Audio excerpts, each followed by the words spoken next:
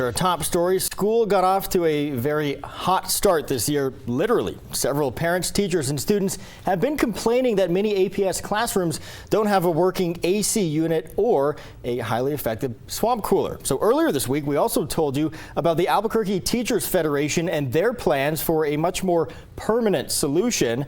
They say they're hoping to get lawmakers on board with some of their ideas. But for the very first time this school year, we're now hearing from the new superintendent on that issue. Feliz Romero joins us now. So Feliz, you were finally able to get her to go on camera today.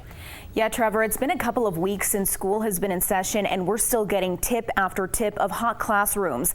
Many people are wondering what the superintendent has to say about the issue. I caught up with her today to see how the district is handling this issue.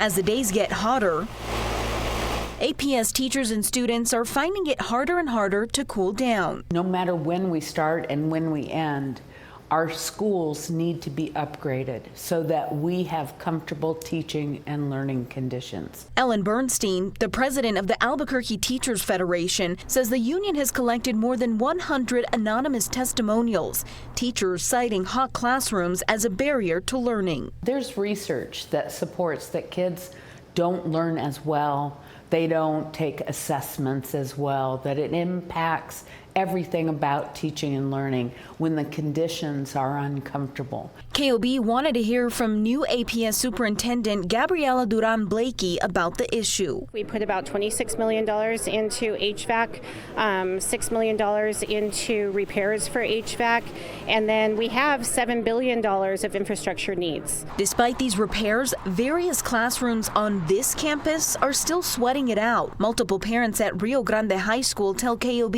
it's an ongoing issue that still has not been fixed. I don't know anything about specific schools. Our system overall, we have about 10% of our schools that have a work order in for one classroom or a section of classrooms. We don't have any schools that are completely out of air conditioning, so I don't have the details on specific schools. The superintendent says anyone in a hot classroom should take their concerns to the principal. From there, the issue should be fixed within a couple of days. We have, over 143 school buildings.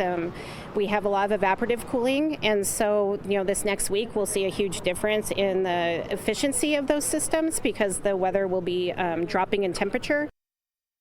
Now coming up at 6, I'll have a lot more on what the superintendent has to say about an effort from the teachers union to come up with a more permanent solution and what she has to say about lawmakers stepping in to help. Trevor?